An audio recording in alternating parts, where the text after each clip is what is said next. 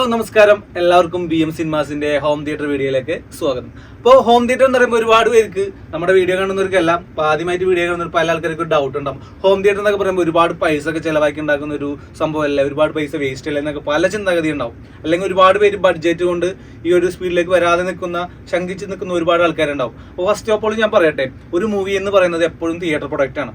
നമുക്ക് പലപ്പോഴും എല്ലാ മൂവീസും ഫാമിലി ആയിട്ടൊന്നും പോയി ഇരുന്നിട്ട് നമ്മളെ ഒരു പ്രൈവസിയിൽ അല്ലെങ്കിൽ തിയേറ്ററിൽ പോയിട്ടോ അല്ലെങ്കിൽ പലപ്പോഴും നമ്മൾ പല മൂവീസും നമ്മൾ തിയേറ്ററിൽ മിസ്സാവാറുണ്ട്. അല്ലെങ്കിൽ എല്ലാ മൂവീസും നമുക്ക് തിയേറ്ററിൽ പോയി കാണാൻ പറ്റില്ല. അവിടെയാണ് ഹോം തിയേറ്ററിന്റെ പ്രസക്തി എന്ന് പറയുന്നത്. തിയേറ്റർ ക്വാളിറ്റിയിൽ നമ്മുടെ സൗകര്യത്തിന് നമുക്ക് ഇഷ്ടമുള്ളപ്പോൾ നമ്മുടെ ഫാമിലിയോടൊപ്പം പ്രൈവസിയിൽ നമുക്ക് അത്യാവശ്യം കമന്ററിയൊക്കെ പറഞ്ഞുകൊണ്ട് ചിരിച്ചും ഉല്ലസിച്ചും കളിച്ചും അത്യാവശ്യം വേണമെങ്കിൽ 2 പെഗ്ഗൊക്കെ അടിച്ച് സമാധാനമായിട്ട് ഇരുന്ന് കാണാനൊരു പ്ലേസ്, അത് നമ്മുടെ സ്വന്തം വീട്ടിൽ തിയേറ്റർ ക്വാളിറ്റിയിൽ. അതാണ് BM ഹോം സിനിമാസ് നിങ്ങൾക്ക് ഓഫർ ചെയ്യുന്നത്. അപ്പോൾ ഈ ഒരു വീഡിയോയിലൂടെ പരിചയപ്പെടുത്തുന്നത് ഇതുപോലെ നമ്മുടെ തൃശ്ശൂരുള്ള കോലയിലുള്ള സലിൽ ജാൻ എന്ന് പറഞ്ഞ ബ്രോയുടെ വീട്ടിൽ സെറ്റ് ചെയ്തിട്ടുള്ള ഒരു ഹോം തിയേറ്ററിന്റെ വിശേഷങ്ങളാണ് ഇന്നത്തെ വീഡിയോയിൽ നിങ്ങളോട് ഞാൻ പരിചയപ്പെടുത്താൻ പോകുന്നത്. അപ്പോൾ നമുക്ക് തിയേറ്ററിന്റെ വിശേഷങ്ങളിലേക്ക് കടക്കാം. അപ്പോൾ നമ്മുടെ ഈ ഒരു തിയേറ്ററിന്റെ റൂം സൈസ് എന്ന് പറയുന്നത് 18 അടി നീളവും അതുപോലെ തന്നെ 13 അടി വീതിയും വരുന്ന റൂമിലാണ് നമ്മൾ ഒരു തിയേറ്റർ സെറ്റ് ചെയ്തിട്ടുള്ളത്. അപ്പോൾ ഒരു സ്റ്റാൻഡേർഡ് സൈസ് എന്ന് പറയുന്നത് തിയേറ്റർ സെറ്റ് എപ്പോഴും ഒരു 12-18 അല്ലെങ്കിൽ 20-12 അല്ലെങ്കിൽ 24-12 ഇതൊക്കെ നമുക്ക് അത്യാവശ്യം നല്ലൊരു തിയേറ്റർ എക്സ്പീരിയൻസ് കിട്ടുന്ന റൂം സൈസുകളാണ്. അപ്പോൾ ഈ ഒരു സൈസ് നമുക്ക് മെയിൻറ്റെയിൻ ചെയ്ത് കഴിഞ്ഞാൽ അത്യാവശ്യം നല്ല രീതിയിൽ 2 റോയിൽ, അതായത് 2 റോ ആയിട്ട് ഒരു 8 സീറ്ററോ അല്ലെങ്കിൽ 7 സീറ്ററൊക്കെ വളരെ ഈസി ആയിട്ട് ചെയ്യാൻ പറ്റും. അപ്പോൾ ഈ ഒരു തിയേറ്ററിന്റെ കേസ് അല്ല ഞാൻ പറയുന്നത്, നമ്മൾ ഫ്യൂച്ചറിൽ ചെയ്യാൻ പ്ലാൻ ഉള്ളവരുടെ കാര്യമാണ് ഞാൻ പറയുന്നത്. എപ്പോഴും റൂം സൈസ് ബെറ്റർ അതായിരിക്കും. ഇപ്പോൾ എന്തെങ്കിലും ഡൗട്ട് കാര്യങ്ങളൊക്കെ ഉണ്ടെങ്കിൽ നമ്മൾ എന്തായാലും കോൺടാക്ട് ചെയ്യുക. വിശദമായിട്ടുള്ള വിവരങ്ങൾ കാര്യങ്ങളൊക്കെ ഞാൻ വിശദമായിട്ട് പറഞ്ഞു തരുന്നതായിരിക്കും. അപ്പോൾ അല്ലാതെ നമുക്ക് വീഡിയോ ഉൾപ്പെടുത്താൻ പറ്റില്ല. അതുകൊണ്ടാണ് ഇനി നമുക്ക് തിയേറ്ററിന്റെ കണ്ടന്റിലേക്ക് വരണമെങ്കിൽ നമ്മൾ ഈ തിയേറ്ററിൽ ഉപയോഗിച്ചിട്ടുള്ള AVR എന്ന് പറയുന്നത് ഡാനോൺ ബ്രാൻഡിൽ വരുന്ന 4800 എന്നുള്ള ലേറ്റസ്റ്റ് ആയിട്ടുള്ള ഡാനോൺ ബ്രാൻഡിൽ വരുന്ന പെർ ചാനൽ വാട്ട്സ് 200 വാട്ട്സ് ഒക്കെ വരുന്ന ഒരു AVR ആണ് നമ്മൾ ഈ തിയേറ്ററിൽ കൊടുത്തിട്ടുള്ളത്. അപ്പോൾ നമ്മുടെ റൂം സൈസിന് ഏറ്റവും മാച്ചിങ് ആയിട്ടുള്ളൊരു കോൺഫിഗറേഷനാണ്, അല്ലെങ്കിൽ റൂമിൻ്റെ ഏറ്റവും സൗണ്ട് എഫക്റ്റ് അല്ലെങ്കിൽ ഡീറ്റെയിലിംഗ് കിട്ടാവുന്ന രീതിയിലുള്ള ഒരു AVR ആണ് ഈ ഒരു ഡാനോൺ ബ്രാൻഡിൽ വരുന്ന 9.4 ചാനൽ ഓരോ 3D ആയി കിട്ടുന്ന ഒരു കിഡിൽ AVR ആണ്. അതേപോലെ തന്നെ ഈ ഒരു 9 ചാനൽ വരുന്ന കുറച്ചുകൂടി റൂം സൈസ് ഒക്കെ ചെറുതാണെങ്കിൽ ഇതിൻ്റെ തന്നെ നമുക്ക് കുറഞ്ഞ AVR ഒക്കെ കൊടുക്കാൻ പറ്റും. അപ്പോൾ നമ്മൾ റൂം സൈസിനനുസരിച്ചിട്ടാണ് നമ്മൾ AVR കാര്യങ്ങളൊക്കെ ഡിസൈൻ ചെയ്യുന്നത്. അപ്പോൾ ഈ ഒരു റൂം സൈസിൽ പല ആൾക്കാരും 5.1 പോരെ അല്ലെങ്കിൽ 7.1 പോരെ എന്നൊക്കെ പലരും ചോദിക്കാറുണ്ട്. അപ്പോൾ നമുക്ക് ബഡ്ജറ്റും അതേപോലെ തന്നെ നമ്മുടെ സൗണ്ടിനോടുള്ള ടേസ്റ്റും ഒക്കെ വെച്ചുകൊണ്ടാണ് നമ്മൾ ഈ പറഞ്ഞ പോലെ AVR ഏത് വേണം, സ്പീക്കേഴ്സ് ഏത് വേണം എന്നൊക്കെ ഡിസൈൻ ചെയ്യുന്നത്. അപ്പോൾ നമുക്ക് സ്പീക്കേഴ്സിൻ്റെ കേസിലേക്ക് വരികയാണെങ്കിൽ നമുക്ക് സൗണ്ടിൻ്റെ ഒരു എന്താ പറയുക ഫ്രീക്ക് ആയിട്ടുള്ള അത്യാവശ്യം നല്ല സൗണ്ട് നല്ല എഫക്റ്റിൽ കേൾക്കണം എന്നൊക്കെ ആഗ്രഹമുള്ള ആൾക്കാരാണെങ്കിൽ നമ്മൾ എപ്പോഴും ക്ലിപ്ഷ് ആയിരിക്കും നമ്മളെപ്പോഴും ഫസ്റ്റ് ചോയ്സ് പറഞ്ഞു കൊടുക്കുക. അപ്പോൾ നമ്മൾ ഈ തിയേറ്ററിലും ക്ലിപ്ഷനാണ് കൊടുത്തിട്ടുള്ളത്. ക്ലിപ്ഷിൻ്റെ റെഫറൻസ് പ്രീമിയർ സീരീസ് വരുന്ന RP8000F എന്ന് പറഞ്ഞിട്ടുള്ള 2 ഫ്ലോർ സ്റ്റാൻഡിംഗ് സ്പീക്കേഴ്സ് ആണ് നമ്മൾ ഫ്രണ്ട് ലെഫ്റ്റ് ആൻഡ് റൈറ്റ് ആയിട്ട് കൊടുത്തിട്ടുള്ളത്.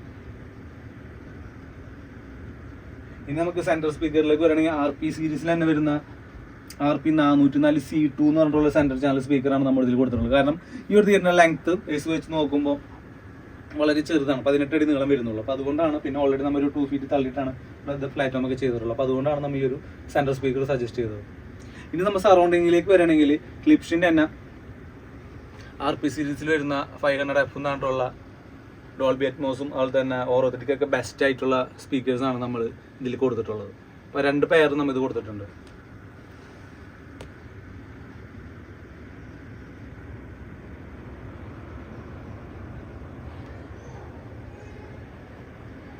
ഇനി നമുക്ക് അറ്റ്മോസിലേക്ക് വരികയാണെങ്കിൽ ക്ലിപ്ഷിൻ്റെ റെഫറൻസ് സീരീസിൽ തന്നെ വരുന്ന CDT5650C2 എന്ന് പറഞ്ഞിട്ടുള്ള സീലിംഗ് സ്പീക്കേഴ്സ് ആണ് നമ്മൾ അറ്റ്മോസ് ആയിട്ട് അതൊരു പെയർ നമുക്ക് കൊടുത്തിട്ടുള്ളൂ.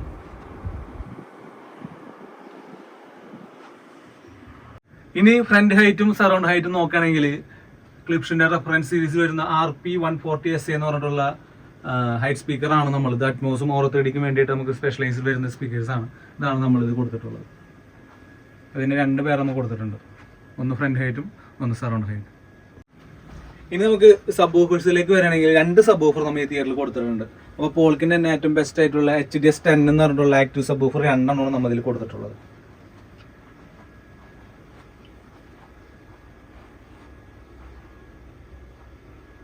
അപ്പോൾ സബ് ഓഫറിൻ്റെ കേസിൽ മാത്രം നമ്മൾ ക്ലിപ്ഷിലേക്ക് പോയില്ല. അപ്പോൾ ബഡ്ജറ്റിൻ്റെ ചെറിയൊരു ബാലൻസ് ചെയ്യാൻ വേണ്ടിയിട്ടാണ് നമ്മൾ ഈ പറഞ്ഞ പോലെ HDS10 പോയത്. ഇനി നമുക്ക് സ്ട്രീമിംഗ് ഡിവൈസിലേക്ക് വരികയാണെങ്കിൽ ആപ്പിൾ ടിവിയുടെ 4K സ്ട്രീമിംഗ് ഡിവൈസ് ആണ് നമ്മൾ ഇതിൽ കൊടുത്തിട്ടുള്ളത്. അപ്പോൾ നമ്മൾ പലപ്പോഴും പല വീഡിയോയിലും പറഞ്ഞിട്ടുണ്ട്, ബെസ്റ്റ് ക്വാളിറ്റി എന്ന് പറയുന്നത് ആപ്പിൾ TV തന്നെയാണ്. അപ്പോൾ അതിനൊരു പിക്ചർ ക്വാളിറ്റിയാണ് നമ്മൾ കണ്ടുകൊണ്ടിരിക്കുന്നത്.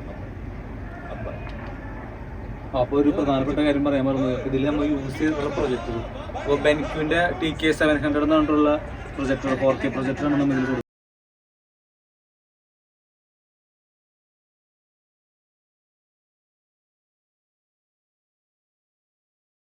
ഇനി നമുക്ക് സ്ക്രീൻ നോക്കുകയാണെങ്കിൽ സുവീര ബ്രാൻഡിൽ വരുന്ന 133 ഇഞ്ചിന്റെ ഫിക്സ്ഡ് ഫ്രെയിം സ്ക്രീനാണ് നമ്മൾ ഇതിൽ കൊടുത്തിട്ടുള്ളത്. അപ്പോൾ ഈ റൂം സൈസിന് ഏറ്റവും ബെസ്റ്റ് ആയിട്ടുള്ള ഒരു സ്ക്രീൻ സൈസ് ആണത്. ഒരു തിയേറ്ററിന് പ്രൊജക്ടറും സ്ക്രീനും അതുപോലെ തന്നെ സൗണ്ട് സിസ്റ്റവും എത്ര ഇമ്പോർട്ടൻ്റ് ആണോ അതേപോലെ തന്നെ വളരെ ഇമ്പോർട്ടൻ്റ് ആയ ഒരു കാര്യമാണ് അക്കോസ്റ്റിക് എന്ന് പറയുന്നത്.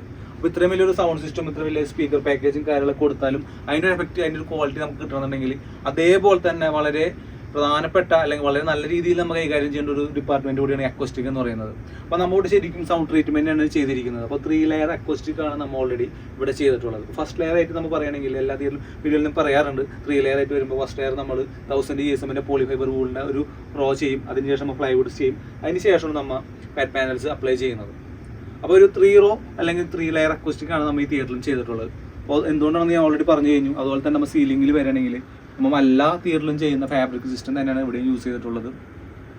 അപ്പോൾ അതിൽ നമ്മൾ ഓൾറെഡി 1000 GSM പോളിസിന്തറ്റിക് വൂൾ ഫില്ല് ചെയ്തിട്ടുണ്ട് ഫുൾ ടോട്ടലി. അതിന് ശേഷം നമ്മൾ ഫാബ്രിക്കിൽ അക്കോസ്റ്റിക് അല്ലെങ്കിൽ ക്ലോത്ത് എല്ലാം ചെയ്യുന്നത്.